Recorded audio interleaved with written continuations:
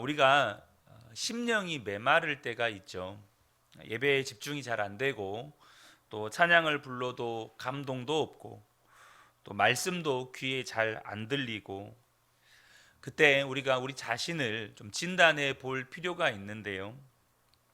내가 지난 한 주간에 혹은 지난 며칠간에 무엇에 집중하고 살았는지 돌아보아야 합니다. 우리가 바라보는 것은 우리의 영적인 상태와 매우 밀접한 연관이 있습니다. 우리가 세상을 바라보고 또 악한 사람들을 바라보고 살다 보면 마음이 상하지 않을 수가 없습니다. 악한 사람이 더 부자가 되고 악한 사람이 더 지위가 높아지고 또 교만하게 말하고 행동하는 것들을 보면서 마음이 편할 사람이 어디에 있습니까? 우리가 계속 세상을 바라보고 또 악한 사람을 주목하고 살면 어떤 사람도 마음이 상하고 메말라지게 되는 것입니다. 그러나 우리는 눈에 보이지 않으시지만 정말 우리와 함께 계시는 주님을 주목하고 살면 우리의 마음이 달라지는 것을 경험하게 됩니다. 오늘 시편 75편을 보면 감사로 시작을 합니다. 1절을 보면 하나님 우리가 주님께 감사하고 또 감사합니다. 주님의 이름을 부르는 이들이 주님께서 이루신 그 놀라운 일들을 전파합니다. 이렇게 고백을 합니다. 여러분 시작을 이렇게 감사와 또 찬양으로 시작하는 시를 우리가 보면 이 다음에 뭔가 하나님께서 행하신 이 감사의 일들, 놀라운 어떤 찬양할 만한 일들이 이 내용이 전개되겠구나라고 짐작이 되다가도 이 내용을 읽어가다 보면 그 다음에 나오는 내용들이 뭐냐면 악한 자들에 대한 이야기입니다. 이 세상에 악한 자들이 너무 많다는 거예요. 시편 기자 주변에 악한 자들이 너무나도 많았습니다. 그런데도 이 시편 기자는 감사로 이 시를 시작합니다. 이유는 하나님과 하나님의 말씀 속에서 하나님의 심판을 알았기 때문입니다. 먼저 2절부터 5절을 보면 악한 자들에 대한 심판에 대한 이야기입니다. 하나님께서 말씀하시기를 내가 정하여 놓은 그때가 되면 나는 공정하게 판결하겠다. 땅이 진동하고 거기에 사는 사람들이 흔들리고 비틀거릴 때에 땅의 기둥을 견고하게 붙드는 자는 바로 나다. 오만한 자들에게는 오만하지 말아라 하였으며 악한 자들에게는 오만한 뿔을 들지 말라. 오만한 뿔을 높이 들지 말아라. 목을 곧게 세우고 거만하게 말을 하지 말아라 하였다. 시편 기자가 악한 세상 그리고 악한 자들을 보면서도 마음이 상하지 않은 이유, 또 오히려 하나님께 감사했던 이유가 하나님을 바라보았기 때문입니다. 그리고 하나님을 바라보면서 하나님의 심판에 대해서 알았기 때문이에요. 그래서 이 시편 기자는 세상이 악하고 악한 사람들이 더 악을 이렇게 행하는 것을 보면서도 감사하게 된 것입니다. 여러분 세상이 악하죠. 그러나 우리가 분명하게 깨달아야 하는 것은 세상이 악한 것이 문제가 아니라 그러한 악한 세상을 바라보면서 예수를 믿는 성도가 악해지는 것입니다. 진짜 문제는 세상이 악한 것이 아니라 예수 믿는 사람들이 세상 사람들과 똑같이 악해지는 것, 이것이 심각한 문제라고 하는 것입니다. 우리가 심심치 않게 교회 안에서 갈등이 일어나는 것들을 보거나 또 간접적으로 듣습니다. 그런데 교회 안에서 그 분쟁과 갈등을 해결할 능력이 없습니다. 왜일까요? 모든 교회가 그렇다는 건 절대 아닙니다. 분쟁과 갈등은 여러분 사랑해서 결혼한 부부 사이에서도 일어납니다. 여러분 그렇잖아요. 가정 안에서도 부부 간에 또 부모와 자녀 간에 분쟁과 갈등이 일어나잖아요. 그런데 문제는 뭐냐면 교회가 그것을 해결할 능력이 없는 겁니다. 교회가 그것을 해결할 능력이 없으니까 어디로 갑니까? 이것 좀 해결해 주세요라고 세상 법정으로 가는 겁니다. 세상 법정으로 가는 것도 다반사요. 그리고 심지어 용역회사까지 동원하는 모습을 보기도 합니다. 마태복음 7장 22절에서 23절에 보면 정말 예수님께서 무서운 말씀을 하십니다. 주의 이름으로 귀신을 쫓아내며 주의 이름으로 많은 권능을 행하지 아니하였나이까 하리니, 마지막 때에 수많은 사람들이 예수님 앞에서 이런 이야기를 한다는 거죠. 그때 예수님께서 뭐라고 말씀하십니까? 그때 내가 그들에게 밝히 말하되 너희를 도무지 알지 못하니 불법을 행하는 자들아 내게서 떠나가라 하리라. 주의 이름으로 수많은 일을 행했던 자들에게 예수님께서 내게서 떠나가라, 나는 너희들을 알지 못한다라고 말씀하시는 이유가 뭡니까? 여러분, 그들이 불법을 행했기 때문이라고 말씀합니다. 여러분, 어떤 사람이요 주님의 이름으로 큰 능력을, 주님의 이름으로 큰 일을 행한다고 할지라도 그가 진짜로 주님의 사람인지 단정할 수 없습니다. 그 사람이 정말로 불법을 행하는 사람인지 안 하는 사람인지를 봐야 그 사람이 진짜 예수님의 사람인지 아닌지를 알게 되는 것입니다. 그런데 우리가 인생을 살아가면서 불법을 행하지 않는 것이 어떻게 가능합니까? 그것은 함께 계시는 주님을 바라보고 살아갈 때 가능한 겁니다. 내 안에 주님이 계시다는 것을 정말로 믿고 그 주님을 바라보며 살아갈 때 우리가 불법을 행하지 않는 삶을 살게 되는 것입니다. 여러분, 주님과 함께 하면서, 주님과 동행하면서, 주님을 바라보면서 우리가 불법을 행할 수 있을까요? 이곳에서 우리가 함께 예배를 하고 예수님을 믿는다고 하지만 불법을 행하며 살지 않을 수 있습니까? 여러분, 우리가 예배한다고 해서 우리가 불법을 행하며 살지 않는 게 아닙니다. 여러분, 저도요 이곳에서 설교하지만 제 마음 안에 두려움이 있습니다. 내가 불법을 행하고 있는 것은 아닐까? 제 안에도 두려움이 있습니다. 이것은 정말로 중요한 일입니다. 우리가 진짜로 예수 믿는 사람인지 아닌지, 구원받는 사람인지 아닌지 확인할 수 있는 증거 가운데 하나는 여러분, 불법을 행하는 사람인가 행하지 않는 사람인가입니다. 하나님께서 우리가 죄를 지어도요 즉시 심판하지 않으십니다. 그 이유가 뭡니까? 하나님이 죄를 지은다는 것을 모르기 때문이 아닙니다. 우리가 회개하고 주님께 돌아오기를 기다리시는 것입니다. 베드로후서 3장 9절에 보면 주의 약속은 어떤 이들이 더디다고 생각하는 것 같이 더딘 것이 아니라 오직 주께서 너희를 대하여 오래 참으사 아무도 멸망하지 아니하고 다 회개하기에 이르기를 원하시느니라. 여러분, 하나님은 우리를 심판하고 싶어 하지 않으십니다. 하나님은 어떤 죄인도 용서하십니다. 우리가 어떤 심각한 죄를 지었다고 하더라도 하나님은 우리를 사랑하십니다. 그 증거가 바로 독생자 예수 그리스도시죠. 그래서 하나님은 우리를 끝까지 기다리고 품으십니다. 우리를 구원하기를 원하시고 또 끝까지 사랑하기를 원하십니다. 여러분, 독생자 예수님까지 우리에게 주신 분, 그리고 지금도 여전히 우리가 순간순간 하나님 앞에서 죄 지을 때 있지만 즉각적으로 심판하지 않으시고 다 회개하여 구원에 이르기까지 기다리시는 하나님이 어떻게 심판하실 수 있을까요? 본문에서도 하나님의 심판을 이야기합니다. 그런 하나님이 어떻게 사람을 심판하실 수 있을까요?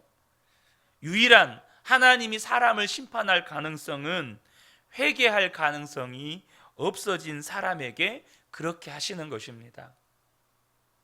회개할 가능성이 없어진 사람, 우리가요 예수를 믿고 새 생명 얻었지만 우리 속에는 여전히 육신이 있습니다. 무슨 말입니까? 예수를 믿어도 우리는 여전히 죄의 끌림을 받는 사람들이라는 것입니다. 예수 믿어도 우리는 죄의 끌림을 받습니다. 그렇기 때문에 저와 여러분이 항상 주님을 바라보아야 한다는 것입니다. 우리가 예수님을 바라보지 않으면 예수님을 믿는다고 하더라도 영락없이 그 사람은 죄를 짓고 살아갈 수밖에 없습니다. 왜요? 우리는 죄에 끌리는 육신을 여전히 가지고 있거든요. 그래서 우리가 죄에 끌리지 않도록 우리를 붙들어 주시는 분은 예수님밖에 없어요. 그런데 우리의 시선이 예수님을 향하여 있지 않으면 우리는 세상으로, 죄로 끌려간다는 것입니다. 그때 하나님께서는 우리가 회개하고 돌이키기를 원하시는데, 우리가 회개하고 돌이키면 하나님은 언제든지 우리를 용서하시고 다시 회복시키시는데, 문제는 회복할 가능성이 없는 사람, 그러니까 회개할 가능성이 없어진 사람들이 있다는 겁니다. 회개할 가능성이 없어진 사람들이 있어요. 로마서 1장 32절에 보면 그 사람들을 소개합니다. 그들은 이 같은 일을 행하는 자는 사형에 해당한다고 하나님께서 정하심을 알고도 자기들만 행할 뿐 아니라 또한 그런 일을 행하는 자들을 옳다 하느니라. 하나님께서 사형에 해당된다고, 그것이 그런 죄라고 분명히 말씀하셨다는 것을 알고도 자기도 그런 일을 할 뿐만 아니라 다른 사람도 그런 일을 하는 것이 옳다고 말하는 것, 그것이 회개할 가능성이 없어진 것입니다. 여러분, 이것은 얼마나 심각한 죄를 지었느냐, 얼마나 많은 죄를 지었느냐의 문제가 아닙니다. 이것은 하나님이 이것은 분명히 죄라고 말씀하셨다는 것을 알고도 하나님이 그건 죄야 이렇게 말씀하신 걸 알아요. 그런데 자기도 그 죄를 지을 뿐만 아니라 다른 사람도 그 죄를 짓는 것이 옳다고 말하면, 옳다고 말하는 것은 회개할 가능성이 없어졌다라고 하는 것입니다. 그 사람은 하나님도 내어버리는 것이에요.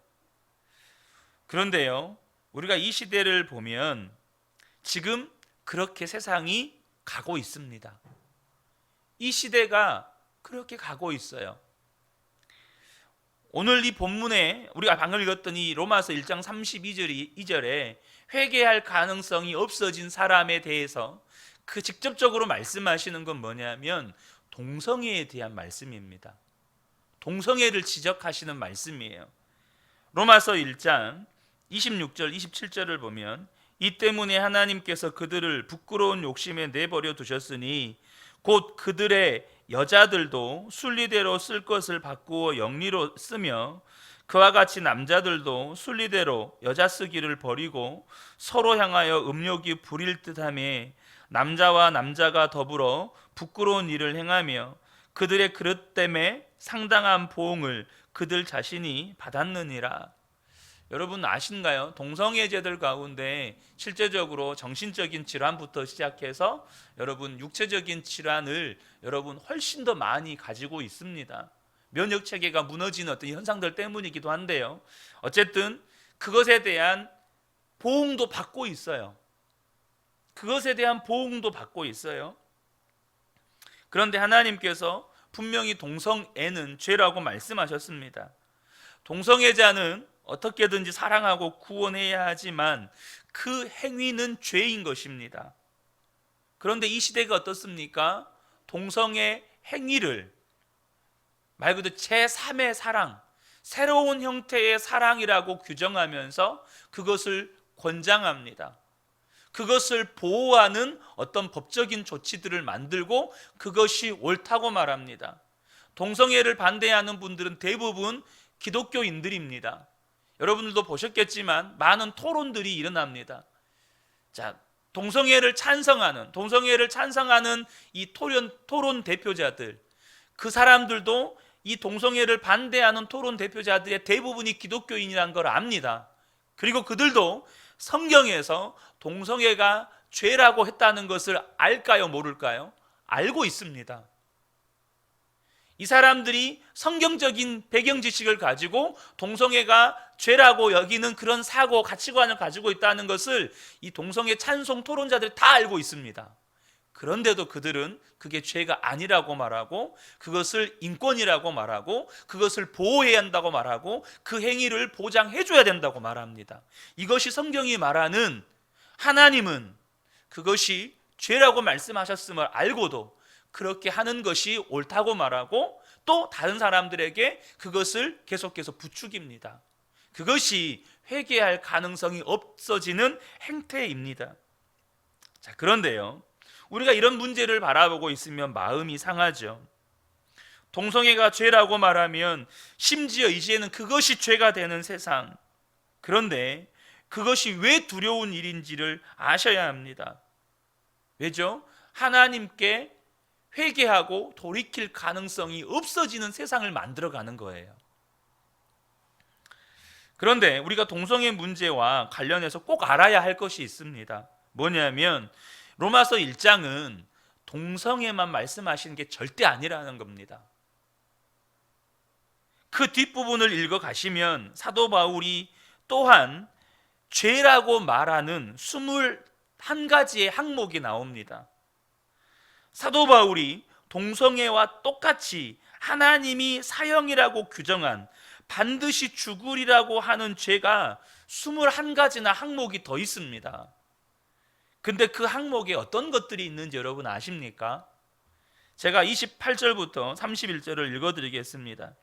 또한 그들이 마음에 하나님 두기를 싫어하며 하나님께서 그들을 그 상실한 마음대로 내버려 두사 합당하지 못한 일을 하게 하셨으니 곧 모든 불의, 추악, 탐욕, 악의가 가득한 자요, 시기, 살인, 분쟁, 사기, 악독히 가득한 자요, 수군수군하는 자요, 비방하는 자요, 하나님께서 미워하시는 자요, 능욕하는 자요, 교만하는 자요, 자랑하는 자요, 악을 도모하는 자요, 부모를 거역하는 자요, 우매한 자요, 배약하는 자요, 무정한 자요, 무자비한 자라. 자, 하나님께서 동성애와 똑같이 사형에 해당한다고 말하는 죄를 보면요, 여기 몇 가지만 제가 한번 보겠습니다. 수군수군하는 것, 남 뒷담화하는 거죠. 남을 비방하는 것, 자기 자신을 은근히 자랑하는 것, 알지 못해서 악을 저지르는 우매함, 남에게 무정하게 대하는 것, 약속을 어기는 것, 부모에게 대드는 것, 이런 것들을 동성애와 똑같다고 말씀하십니다. 동성애랑 똑같대요. 동성애에 대해서 우리의 마음이 안타깝고 아픈 마음이 있죠. 그러나 우리 마음 안에 수군수군하고 비방하고 시기하고 질투하고 은근히 자랑하고 남에게 무정하게 대하고 부모에게 대들고 또 약속을 어기고 이런 것들에 대해서는 어떻게 생각합니까? 사람은 다 그럴 수 있어. 사람은 원래 다 그런 거야. 여러분, 사람이 그럴 수 있습니다. 죄를 지을 수 없다고 말하는 게 절대 아닙니다. 근데 우리 마음 안에 하나님이 죄라고 말씀하시는 것을 죄라고 여기지 않는 마음이 있다는 겁니다. 하나님은 죄라고 말씀하시는데 우리는 괜찮아, 사람은 누구나 그럴 수 있어, 죄에 대해서 허용하고 심지어 사람은 누구나 다 그럴 수 있어라고 말하는 그 말이 뭡니까? 죄 지어도 괜찮아, 야, 다 그럴 수 있는 거야, 누구나 다 그럴 수 있으니까 얼마든지 그래도 돼 라고 죄를 부추기는 우리의 태도라는 겁니다. 태연하게 그것이 무슨 죄냐고 그런 생각, 하나님은 죄라고 말씀하시는데 내 마음에서는 그것은 죄라고 여기지 않는 것이에요.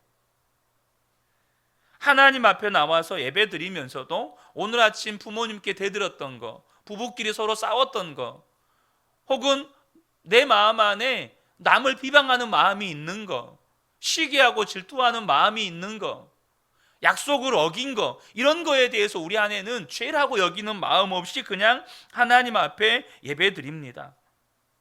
사랑하는 성도 여러분, 우리가 주님을 바라보아야 하는 중요한 이유가 여기에 있습니다. 주님을 바라보지 않으면 죄가 죄인지를 모릅니다. 주님을 바라볼 때 예수님은 우리의 마음을 빛으로 비춰주셔서 무엇이 죄인지, 무엇이 하나님께서 기뻐하지 않은 것인지를 알게 해주신다는 거예요. 그래서 저와 여러분이 주님을 바라보면 성도의 삶은 세상에서 완전히 구분될 수밖에 없어요. 왜요? 세상은 죄가 아니라고 말하고 도리어 그것을 계속해서 격려하고 부추기는데, 나는 주님이 그걸 죄라고 말씀하시는 거예요. 너 그거 죄야. 그러니까 주님을 바라보는 성도는 세상에서 구별될 수밖에 없는 것입니다. 저와 여러분이 이 세상이 악할수록 우리의 판단도 점점 흐려질 수 있다는 사실을 아셔야 합니다. 세상 사람들을 바라보고 악한 사람들을 자꾸 바라보다 보면 우리도 닮아버리는 거예요. 세상 사람들처럼 우리도 죄에 대해서 무감각해지는 것입니다. 우리가 주님을 계속해서 바라보아야 하는 이유, 그것은 죄에 대해서 정확한 분별력을 갖기 위함입니다. 주님을 바라볼 때 죄가 죄인 것이 드러나는 거예요. 사랑하는 성도 여러분, 우리가 언제 세상에서 악한 자들을 직접적으로 맞닥뜨리게 될지 모릅니다. 그럴 때 저와 여러분이 악한 자들에게 휩쓸리지 않을 믿음을 가지고 계신가요? 정도의 차이는 있을 수 있어요. 그러나 우리가 세상 속에서 살면 여러분, 악한 자들과 반드시 맞닥뜨리게 되어 있습니다. 창세기 34장에 보면 야곱의 딸 디나가 이 하몰의 아들 세겜에게 강간당하는 사건이 기록이 되어 있습니다. 왜 디나가 그런 악한 일을 당했을까요? 1절을 보면, 창세기 34장 1절을 보면 디나가 그 땅의 딸들을 보러 나갔다라는 말이 나옵니다. 이게 뭐죠? 그 땅의 딸들과 계속해서 교제했다는 겁니다. 그 땅의 딸들이 입는 옷, 얼굴에 하는 화장, 그 땅의 딸들이 추구하는 세상 문화, 거기에 빠져들어서 맨날 요즘식으로 이야기하면 밤마다 클럽 가고 술 마시고 그들과 교제하면서 그들과 닮아갔다는 거예요. 그러니까 무슨 일이 일어납니까? 여러분, 디나가 강간당하는 일이 벌어졌습니다. 그런데 더 무서운 게 뭔지 아십니까? 그 디나의 오빠들인 시므온과 레위가 거짓말로 이 하몰 족장에 속해 있는 하몰 족장과 계약을 맺어가지고 할례를 받으면 우리 동생 주겠다, 거짓 계약을 맺게 만듭니다. 그리고 그들이 할례 받고 아파서 누워있을 때 이 시므온과 레위 두 사람이 가서 그 성읍에 있는 남자들을 다 죽여버립니다. 지금 무슨 일이 일어난 겁니까? 악한 세상을 보면서 나도 악해져 버린 겁니다. 악한 세상 속에서 나도 악해져 버린 거예요. 사랑하는 성도 여러분, 저와 여러분이 정도의 차이는 있을 수 있지만 우리가 세상에서 악한 자들과 맞닥뜨릴 때가 있습니다. 그때 저와 여러분이 믿음이 흔들리지 않을 준비가 되어 있느냐는 것입니다. 저와 여러분이 날마다 주님을 바라보고 주님과 동행하는 삶을 살지 않으면 그럴 수 없다는 것이에요. 여러분, 저와 여러분이 주님 바라보고 주님과 동행하는 삶을 살면, 정말로 주님이 내 안에 계셔서 그 주님과 동행하는 삶을 살면 우리가 이 악한 세상에서도 찬송하게 됩니다. 9절 10절이 이 시편 기자의 찬송의 고백입니다. 그러나 나는 쉬지 않고 주님만을 선포하며 야곱의 하나님만을 찬양할 것이다. 주님은 악인의 오만한 뿔을 모두 꺾어 부수시고 의인의 자랑스러운 뿔은 높이 들어 올리실 것이다. 이 악인들을 보면서도 이 사람이 요동하지를 않아요. 그 악인들에게 영향을 받지 않습니다. 도리어 감사하고 도리어 주님을 찬양하고 주님의 의로움을 드러내고 주님의 영광을 드러냅니다. 저는 우리 모든 성도님들에게 이 믿음이 있으시기를 축복합니다. 어떤 처지와 형편이 닥쳐도 하나님을 찬양하는 믿음의 훈련, 24시간 주님을 바라보는 훈련이 바로 그 훈련인 것입니다. 우리 모든 성도님들이 날마다 주님과 동행하고 주님과 바라보며 살면서 이 악한 세상에서도 거룩하고 순결한 삶, 세상이 악할수록 도리어 빛으로 드러나는 삶을 살게 되시기를 우리 주님의 이름으로 축복합니다. 아멘.